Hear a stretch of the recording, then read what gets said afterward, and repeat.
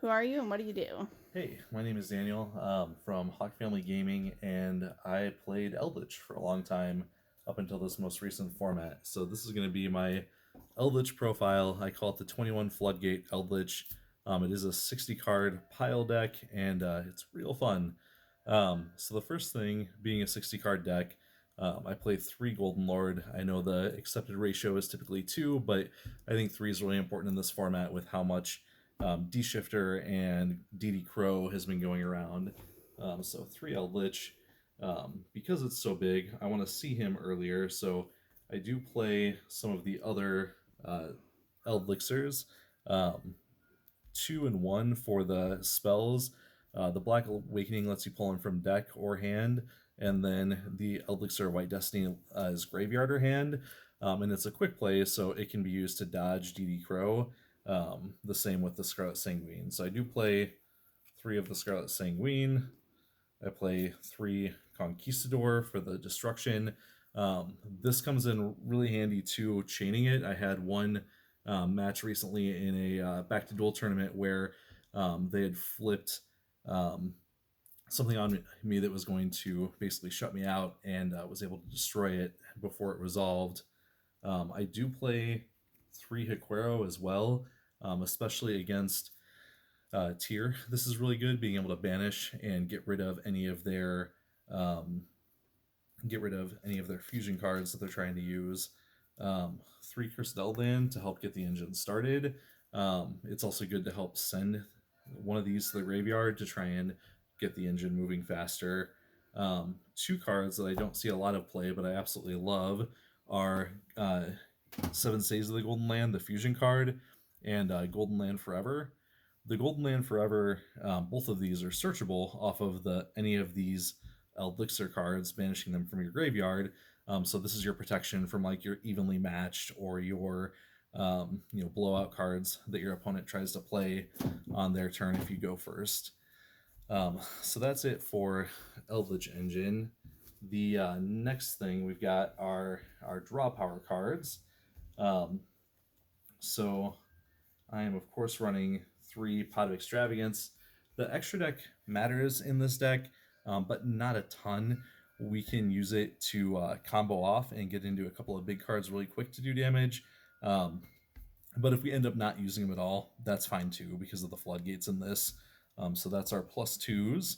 Then another one that gives you just a ton of utility is the Magician's Souls package. Um, the reason that I go 2 on these is if I end up drawing one late game, instead of doing 3 2 and 1, I can use that to cycle an Eldlich from the graveyard. Um, but basically, getting this, starting with any one of these cards and then 2 Eldlich cards, ends up getting you +3 by the end of the turn because you get 1 on the field, you get to draw 2, and then you also get to put 2 that you banish to pull from your deck to the field. And if you get a Cursed Elven to start off with, it can be a 4th one, basically a +4 in that case. Um, then we've got our searching cards, so Terraforming and Metaverse. And then more protection because back row needs its protection. Lord of the Heavenly Prison, it's good this format, but against something like Evenly, it falls a little short. It does give you the body though. If something happens, you can resolve it and then put it on the field and then set a card for next turn. So a lot of times off of this, I'll go the Pot of Extravagance to draw 2, or if I need something specific, or even sometimes just as a threat to an opponent. I think I pulled an Ice Dragon Prison in the last regional just to kind of stop an opponent from playing a card. Um, but it does banish after the next turn, so it's something that you have to Oh, is use. that a shiny ghost rare? Yeah, the Ghost Rare Solemn Judgment. I'm actually running 3 different. I've got the Secret, the Ghost Rare, and then you'll notice the little halo there, the Lost Art Solemn Judgment. All right, so that's it for our protection. Next, we're going to go to just power one ofs. So Harpy's Feather Duster and Called By, these are pretty standard. I run them in the vast majority of decks. Have to respect the back row in every format. Duster just catches a lot of people off guard. going first for whatever reason. I don't know why. I've always played that card, and I think I always will. Then we go to our floodgates. So first and foremost, we've got skill drain. Again, here I've got the cool three different types there. Then 3 anti-spell fragrance. These are basically your protection from getting dustered first turn or lightning storm or whatever other power spell they're going to try and play.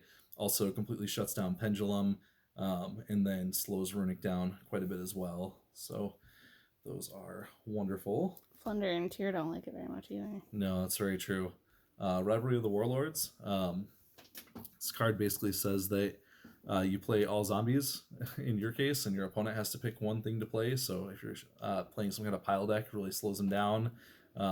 Hitting it at the right time against Sprite, if they get some stuff on the field too, can be quite devastating.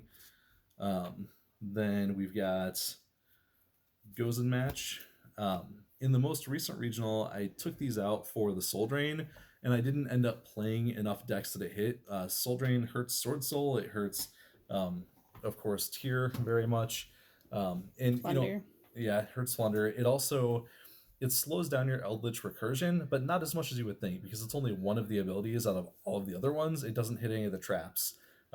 So I probably wished I would have had Gozen for the last regional, because I didn't end up playing very much Tyr, but had I, that would have been nice.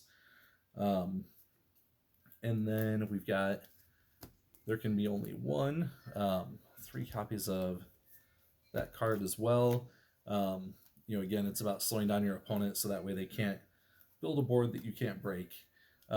Sometimes too, even going second. I won a lot of games where I lost the dice roll and ended up going second. They would build their board, and I would set 3 or 4 of these and pass. And you get 1 or 2 of these and then skill drain, and then you pop one, they try and do a negate, you pop another one, and then you end your chain with skill drain once you've baited a bunch of their stuff out, and maybe one of your other ones gets negated, but your skill drain stops. I remember once I was playing against it was a Sprite deck, and we got up to chain link 7 going back and forth, and I ended it with skill drain, and it was GG there. He gave up because nothing resolved for him and all my stuff resolved. So I guess actually the one toad resolved for him, but everything else went through. And then lastly, because I'm degenerate, Mystic Mine, I have found that the best thing to do here is to just let it sit as long as possible. There were a few games where I cleared my own mine using some of the Eldlich cards, Conquistador, and I ended up burning too much of my own resources and then not being able to close the game out. So really, if this card gets to the field, just let it sit until your opponent outs it. I definitely picked up several games where they weren't playing the out because they didn't respect the back row, and that was it. So you notice that that's 18 floodgates. I have the other 3 in the side deck, which I'll go over here shortly, but definitely the MVP for this format, Ice Dragon Prison. This card comes in just amazingly well, being able to either snag an opponent's monster to stop an effect from going off in the graveyard, because it's targeted there, or even banish 2 of their monsters so that way they don't have the resources, or just put up protection for yourself. So it's got a lot of utility. The only thing that I really don't like about it is that for some reason they tend to stick to my hand in clumps, so I'll get 2 or 3 at the same time, and they're only once per turn, so that can definitely hurt. That's also another reason though for the souls package on here, because you can, if you end up that route, discard one of them to end up drawing a different card and hopefully get one of the floodgates that you need. So for the extra deck, a lot of duplicates here because I do run the Pot of Extravagance. So the first set is the train package. What's really awesome in this deck about the train package is that basically the Lord of the Heavenly Prisons is a level 10 as well. So if you get Eldlich on the field and then resolve a Lord of the Heavenly Prison, you've got your 2 10s, put the Gustav, burn for 2,000, and then overlay the Super Juggernaut Rail, or Super Rail Cannon Juggernaut Leva. You can power him up if you need to, or just leave him for the extra material, and then after battle phase, go into Zeus. And then you've got your eminent board clear there. Then one of Constellar Pleiades. I didn't end up making this at all at the last regional or the previous one, and he doesn't honestly come up very often. But when you've got two of the Eldlich traps on the field, you can go into him, and then the spin back is just it can be very amazing when it goes off right. For the Link monsters, Link Spider for when you need to get one of your traps into the graveyard to start your engine. Um, Lina and Dark, which are another reason for the Magician's Souls. You can use any of the Eldritch traps to go into Lina. You can use the Magician's Souls to go into Dark, and then that is your spellcaster for Celine. So Celine pulls back the Magician's Souls, getting you into Access Code Talker at 5,300. So another benefit of playing the Souls, even though it is another monster in what would otherwise be a pure Eldritch deck. Then the last one, which goes along with the Seven Stays of the Golden Land, Mad Golden Lord. This can be pulled back from the elixirs if it ends up going to the graveyard. It can't be destroyed by battle or card effect. Obviously there's a lot of stuff out there that can clear it right now, but people aren't expecting this one. I feel like it's not in very many Eldritch profiles I look up, but I pull this guy all the time because once again, the golden Seven Stays of the Golden Land card is searchable, and then you can stop your opponent from getting to play one of their set back row cards once a zombie is summoned off of it as well. Again, it kind of hurts if you end up opening that, but you're playing so few bricks. Like, I want to see most of these cards, when I'm starting the game. So in a 60 card deck, it doesn't happen all that often. And the two, because you might banish one or both of them off of Extravagance. It's definitely good to keep in mind when you're searching those cards what you've banished off of Extravagance, so you don't end up with something that you don't want. Then to the side deck, I'll go ahead and reveal the 21st Floodgate. So 3 copies of Inspector Border. I usually only put this in going first, game 3.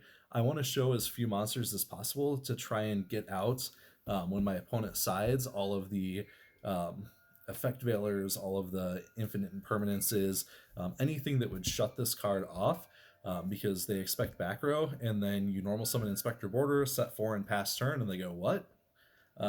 So this is definitely one that has won me a lot of games. In the Back to Duel tournament that I won, it was against Flu, and it was game 3, and that's exactly what happened. I sided this in, normal summoned it, set 4, he read the card, looked at me, and said, good game, and that was it.